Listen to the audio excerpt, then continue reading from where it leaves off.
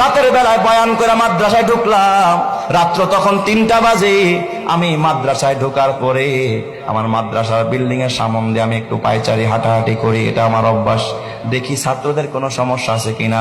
হঠাৎ দেখি বিল্ডিং এর সামনে দিয়ে হাঁটতেছি, গুনগুন গুনগুন করে কান্নার আওয়াজ। রাত্র 3টা, আমার কলিজায় যেন আঘাত হানতেছে। আল্লাহ, ও মালিক, গভীর রাত, মানুষ ঘুমায়, পশু পাখিরা ঘুমায়, এই রাতে আবার কে কাঁদে? হাঁটতে হাঁটতে যখন মসজিদের দিকে আগাইলাম, দেখি মসজিদের কেসি গেট দিয়া সামনে থেকে কান্নার আওয়াজ আসতেছে। বারান্দায় গিয়া মোবাইলের আলো জ্বালাইয়া যখন আলো মারলাম, তাকায়া দেখি মসজিদের ভিতরে আমার মাদ্রাসার 2টা এতিম বাচ্চা, ওরা বিনয়া বিনয়া মোনাজাত দিয়া কাঁদতেছে। আমার মনটা অনেক খারাপ হয়ে গেল। আরে মালিক, একটার বয়স 10 বছর, আর একটার বয়স 7 কি 8 বছরের বাচ্চা, রাতের বেলায় কাঁদতেছে তাহাজ্জুদের নামাজ পড়া। মনে চাইলো ভিতরে ঢুকে একটু আদর করি, কিন্তু চিন্তা করলাম আয় হায়, আমি ঢুকলে ওরা আর কাঁদবে না, আমলটা নষ্ট হয়ে যাবে। আমি আর ভিতরে ঢুকলাম না, উপরে চলে গেলাম আমার রুমে, হুজরাখানায়।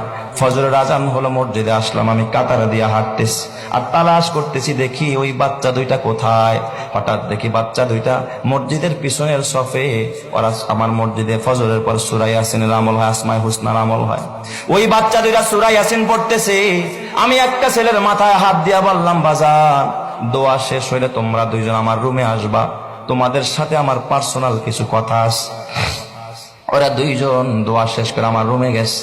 আমি কাছে বসাইতে চাইলাম, খাটের ভিতর আমার সাথে বসলো না। ছাত্ররা ওস্তাদের খাটে বসে না, আমার পায়ের সামনে বসেছে। বড় ছেলেটা বয়স 10 বছর হবে, ছোটটার বয়স 7 কি 8 বছর। জিজ্ঞাসা করলাম মাথায় হাত দিয়া, বাজান, রাতের বেলায় তোমাদের 2জনকে কাঁদতে দেখছি, কারণটা কি খুলে বলো।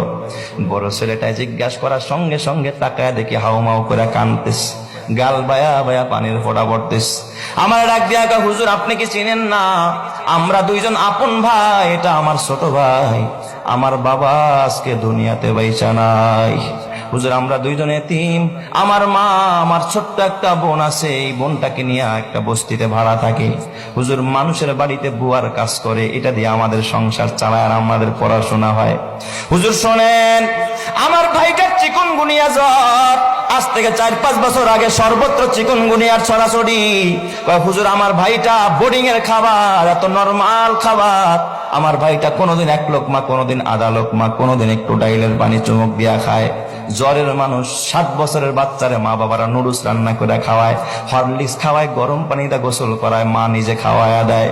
ওই বাচ্চা মা বাবা সারা বাচ্চা।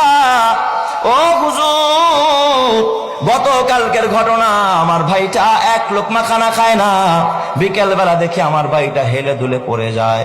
আমার ডাক দিয়া কয়, ভাইয়া একটা রুটি কিনে দাও, দেখি পানি দিয়া ভিজায় খাইতে পারি কিনা, বনরুটির 4 দোকানে বেশ। ওই ছেলেটা ডাক দিয়া বলে, উস্তাদ কসম আল্লাহ, আমার কাছে একটা রুটি কেনার মতো পয়সা নাই, ওরে আমি একটা রুটিও কিনে দিতে পারি নাই। বললাম, ভাই রে, আসরের পর ঐচ্ছিক ছুটি থাকে, ওই সময় আমি বাসায় যাব, আম্মুর কাছ থেকে টাকাই না, তোরে রুটি কিনে দিব।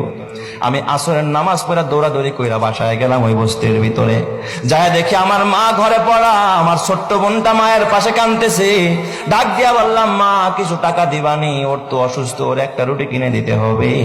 আমার মা আমার ডাক দিয়া কয়, বাবা আজকে 4-5 দিন হয় আমি অসুস্থ, কাজে যাইতে পারি না, ঘরে খাবার নাই, বাড়িওয়ালায় ভাড়া চায়, ভাড়া না দিতে পারলে ঘর থেকে বের করে দিবে, আমি করে কেমনে টাকা দিব। হুজুর আমার মা আমার টাকা দিতে পারে নাই।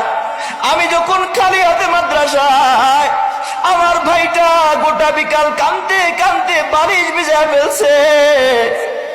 হুজুর আমাদের দেখার কেউ নাই, আমার বাবা যদি বেঁচে থাকতো, আমার বাবা আমাদের পাশে এসে দাঁড়াইতো, আমাদের খোঁজ খবর নিত। এই কথা শুইরা বাবা চোখের পানি রাখতে পারি না।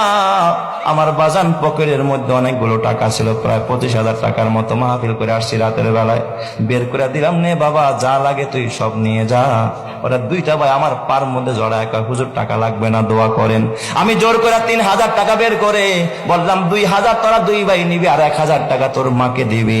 ও আমার বাবা, তাইলে এরা কত অসহায়, এরা আল্লাহ আল্লাহর কাছে কান্দে, কয় হুজুর রাতের বেলা আমার সব ছাত্র ভাইরা ঘুমায়, আমার তো আর ঘুম হয় না। ছোট ভাই তারে বললাম, ভাই রে আমাদের দেখার কেউ নাই, যিনি এতিম বানাইছে তার কাছে যাই, চলো মসজিদে গিয়া বলি। তাই আল্লাহর কাছে একটু কান্দা কান্দা বললাম, ও আমার বাজার, ওদের প্রতি খেয়াল রাখ।